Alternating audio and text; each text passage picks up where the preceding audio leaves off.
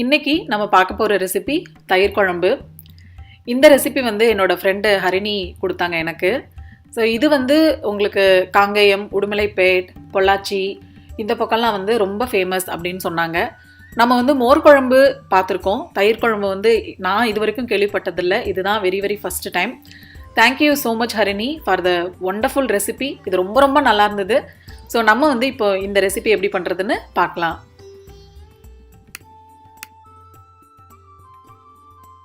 இந்த தயிர் குழம்பு செய்கிறதுக்கு தேவையான பொருட்கள்: தயிர் 2 கப், வெள்ளை பூசணிக்காய் 1 கப் கட் பண்ணது, உப்பு தேவையான அளவு. அரைச்சி எடுக்கிறதுக்கு தேங்காய், மல்லி விதை, ஜீரகம், இஞ்சி 1 துண்டு, பச்சை மிளகாய் காரத்துக்கு ஏத்தாற்போல்.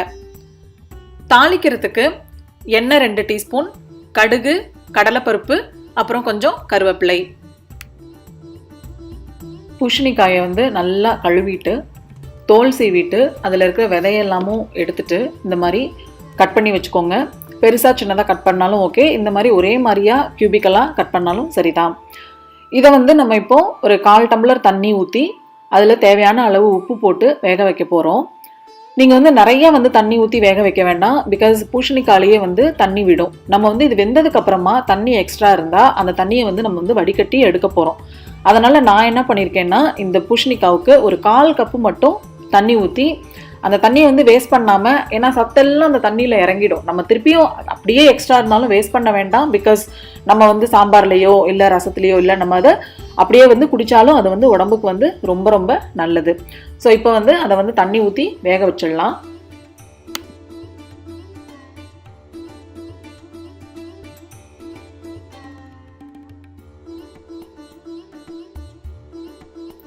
பூசணிக்காய் வந்து வெந்துட்டு இருக்கிற சமயத்தில் நம்ம அடுத்த என்னெல்லாம் தேவையோ அதெல்லாம் ரெடி பண்ணி எடுத்து வச்சுக்கலாம். தயிர் வந்து நல்ல கெட்டியான தயிர் எடுத்துக்கோங்க. நல்ல ஸ்பூனில் வந்து அடித்து எடுத்துக்கோங்க. தண்ணிலாம் சேர்க்காம நம்ம வந்து மோர் பண்ண போகிறது. இதில் வந்து மோர் குழம்பு கிடையாது, இது வந்து தயிர் குழம்பு. ஸோ அதனால் வந்து தண்ணி வந்து கொஞ்சம் கூட இதில் சேர்க்க வேண்டாம். நான் முதல்ல சொன்ன மாதிரி பூசணிக்காலையும் வந்து தண்ணி வந்து நிறைய விடும். அதனால் தயிர் வந்து நல்லா கட்டியெல்லாம் எதுவும் இல்லாமல் நல்லா ஸ்மூத்தாக இருக்கிற மாதிரி நல்லா அடித்து எடுத்து வச்சுக்கோங்க.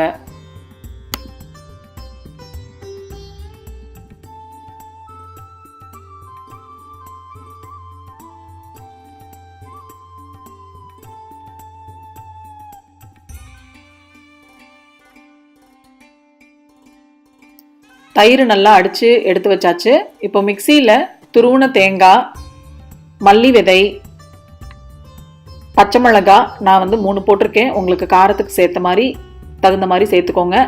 அதுக்கப்புறம் ஜீரகம், பூண்டு, இஞ்சி 1 துண்டு நல்லா கழுவிட்டு தோல் சீவிட்டு கொஞ்சமாக தண்ணி சேர்த்து நல்லா நைஸாக அரைச்சி எடுத்துக்கலாம்.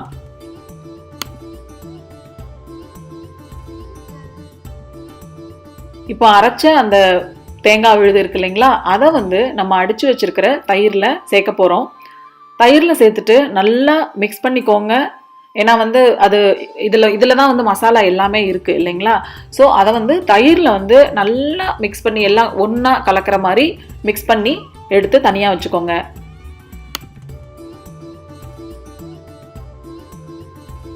பூசணிக்காய் நல்லா வெந்தாச்சு.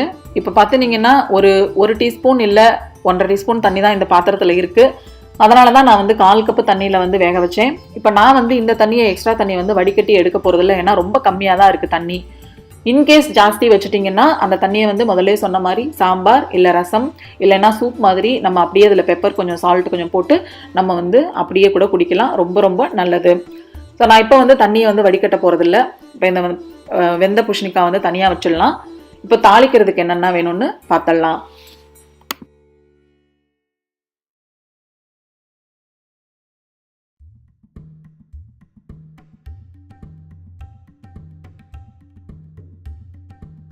தாளிக்கிறதுக்கு ஒரு கடாயில் எண்ணெய் சேர்த்துட்டு எண்ணெய் நல்லா காஞ்சதுக்கு அப்புறமா கடுகு போட்டு நல்லா படபடன்னு பொரியட்டும். கடுகு நல்லா பொரிஞ்சதுக்கு அப்புறமா கடலைப்பருப்பு சேர்த்து பொன்னிறமாக வர வரைக்கும் குக் பண்ணால் போதும், ரொம்ப கருக விட வேண்டாம். கருவேப்பிலை, அதுக்கப்புறம் சின்ன வெங்காயம் ஆட் பண்ணிவிடுங்க. வெங்காயம் வந்து ரொம்ப குக் பண்ணணும்னு அவசியம் இல்லை, பச்சை வாசனையும் போகணும்னு அவசியம் இல்லை, ஜஸ்ட்டு சாட்டே பண்ணுறோம் அவ்வளோதான். இதை வந்து நம்ம வந்து அப்படியே தான் நம்ம வந்து சேர்க்க போகிறோம். ஸோ நல்லா ஒரு 2 நிமிஷம் சாட்டே பண்ணதுக்கப்புறமா அடுப்பை ஆஃப் பண்ணிவிடுங்க. இப்போ நம்மளோட தாளிப்பு வந்து ரெடி ஆயாச்சு.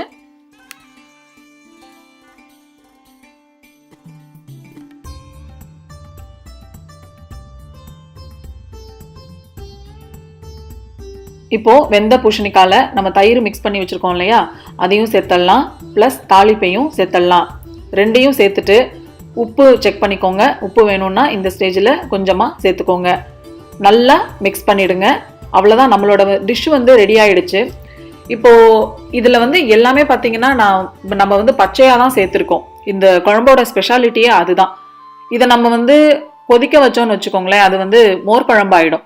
ஸோ அதனால் இந்த டிஷ் வந்து இது வந்து இப்படி தான் பச்சை வாசனையாக தான் இருக்கும். ரொம்ப நல்லா இருந்தது. இது வந்து காரக்குழம்பு, வத்த குழம்பு, இந்த மாதிரி அது கூட சைட் டிஷ்ஷாகவும் சேர்த்துக்கலாம், இல்லை சாதத்தில் போட்டும் பிசைஞ்சு சாப்பிட்லாம். ரொம்ப ரொம்ப அருமையாக இருந்தது இந்த தயிர் குழம்பு. நீங்களும் செஞ்சு பாருங்கள், எனக்கு எப்படி இருக்குன்னு சொல்லுங்கள். ஸோ இப்போ நம்ம தயிர் குழம்பு இஸ் ரெடி.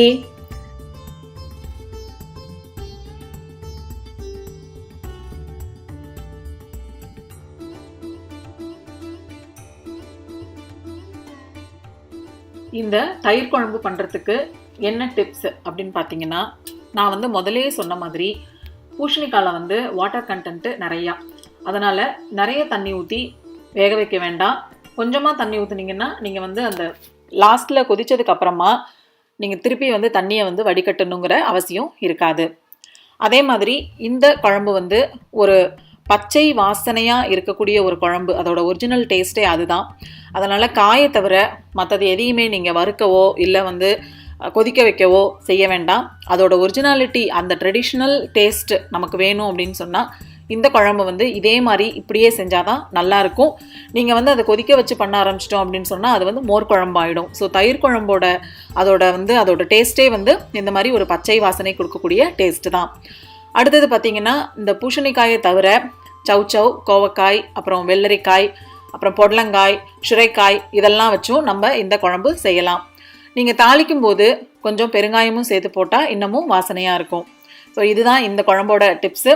ஸோ நான் முதலே சொன்ன மாதிரி இந்த ஒரிஜினல் டேஸ்ட் நமக்கு கிடைக்கிறதுக்கு நீங்கள் வந்து இந்த காயை தவிர மற்ற எதையுமே வந்து கொதிக்க வைக்க வேண்டாம், அதாவது வேக வைக்க வேண்டாம். தேங்க்யூ ஃபார் வாட்சிங்.